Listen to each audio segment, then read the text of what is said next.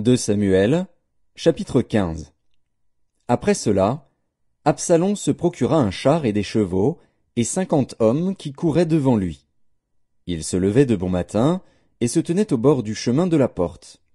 Et chaque fois qu'un homme ayant une contestation se rendait vers le roi pour obtenir un jugement, Absalom l'appelait, et disait, « De quelle ville es-tu » Lorsqu'il avait répondu, « Je suis d'une telle tribu d'Israël », Absalom lui disait, « Vois, ta cause est bonne et juste, mais personne de chez le roi ne t'écoutera. » Absalom disait, « Qui m'établira juge dans le pays ?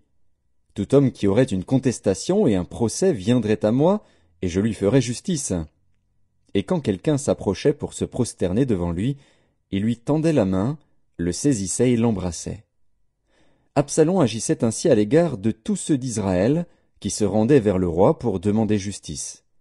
Et Absalom gagnait le cœur des gens d'Israël. Au bout de 40 ans, Absalom dit au roi, « Permets que j'aille à Hébron pour accomplir le vœu que j'ai fait à l'Éternel. Car ton serviteur a fait un vœu, pendant que je demeurais à Guéshur en Syrie. J'ai dit, si l'Éternel me ramène à Jérusalem, je servirai l'Éternel. » Le roi lui dit, « Va en paix. » Et Absalom se leva et partit pour Hébron.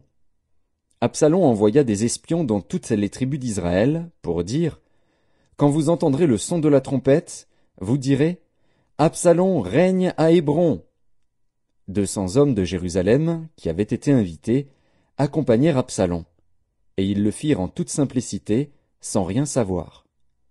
Pendant qu'Absalom offrait les sacrifices, il envoya chercher à la ville de Guilo Achitophel, le Guilonite, conseiller de David.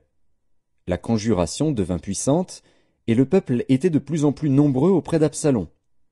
Quelqu'un vint informer David, et lui dit, « Le cœur des hommes d'Israël s'est tourné vers Absalom. » Et David dit à tous ses serviteurs qui étaient avec lui à Jérusalem, « Levez-vous, fuyons, car il n'y aura point de salut pour nous devant Absalom. Hâtez-vous de partir.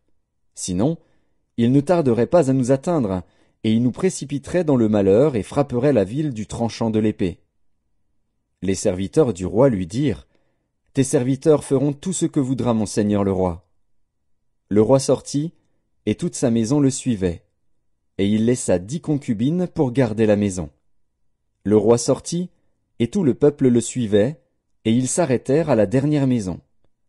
Tous ses serviteurs, tous les Kérétiens et tous les Pélétiens passèrent à ses côtés, et tous les Gassiens, au nombre de 600 hommes, venus de Gath à sa suite, passèrent devant le roi. Le roi dit à Itaï de Gath, « Pourquoi viendrais-tu aussi avec nous? Retourne et reste avec le roi, car tu es étranger, et même tu as été emmené de ton pays. Tu es arrivé d'hier, et aujourd'hui je te ferai errer avec nous çà et là, quand je ne sais moi-même où je vais. Retourne, et emmène tes frères avec toi. Que l'Éternel use envers toi de bonté et de fidélité. » Itaï répondit au roi, et dit, « L'Éternel est vivant, et mon seigneur le roi est vivant. Au lieu où sera mon seigneur le roi, soit pour mourir, soit pour vivre, là aussi sera ton serviteur. » David dit alors à Itaï, « Va, passe. » Et Itaï de Gath passa, avec tous ses gens et tous les enfants qui étaient avec lui. Toute la contrée était en larmes, et l'on poussait de grands cris au passage de tout le peuple. Le roi passa le torrent de Cédron, et tout le peuple passa vis-à-vis du chemin qui mène au désert. Tsadok était aussi là, et avec lui tous les Lévites portant l'arche de l'alliance de Dieu. Et ils posèrent l'arche de Dieu, et Abiathar montait, pendant que tout le peuple achevait de sortir de la ville. Le roi dit à Tsadok, « Reporte l'arche de Dieu dans la ville. Si je trouve grâce aux yeux de l'Éternel, il me ramènera, et il me fera voir l'arche et sa demeure. Mais s'il dit, « Je ne prends point plaisir en toi », me voici, qu'il me fasse ce qui lui semblera bon. » Le roi dit encore au sacrificateur Tsadok, « Comprends-tu? Retourne en paix dans la ville, avec Akhimaatz, ton fils, et avec Jonathan, fils d'Abiathar, vos 2 fils. Voyez, j'attendrai dans les plaines du désert, jusqu'à ce qu'il m'arrive des nouvelles de votre part. » Ainsi Tsadok et Abiathar reportèrent l'arche de Dieu à Jérusalem, et ils y restèrent. David monta la colline des Oliviers. Il montait en pleurant et la tête couverte, et il marchait nu-pieds. Et tous ceux qui étaient avec lui se couvrirent aussi la tête, et ils montaient en pleurant.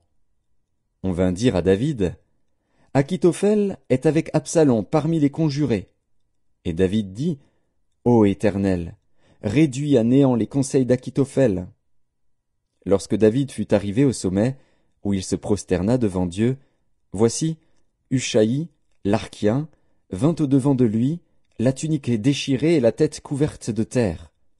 David lui dit, « Si tu viens avec moi, tu me seras à charge. Et, au contraire, tu anéantiras en ma faveur les conseils d'Achitophel, si tu retournes à la ville, et que tu dises à Absalom, « Ô roi, je serai ton serviteur. Je fus autrefois le serviteur de ton père, mais je suis maintenant ton serviteur. » Les sacrificateurs Tsadok et Abiatar ne seront-ils pas là avec toi? Tout ce que tu apprendras de la maison du roi, tu le diras aux sacrificateurs Tsadok et Abiatar. Et comme ils ont là auprès d'eux leurs 2 fils, Achimaatz, fils de Tsadok, et Jonathan, fils d'Abiatar, c'est par eux que vous me ferez savoir tout ce que vous aurez appris. Hushaï, ami de David, retourna donc à la ville, et Absalom entra dans Jérusalem.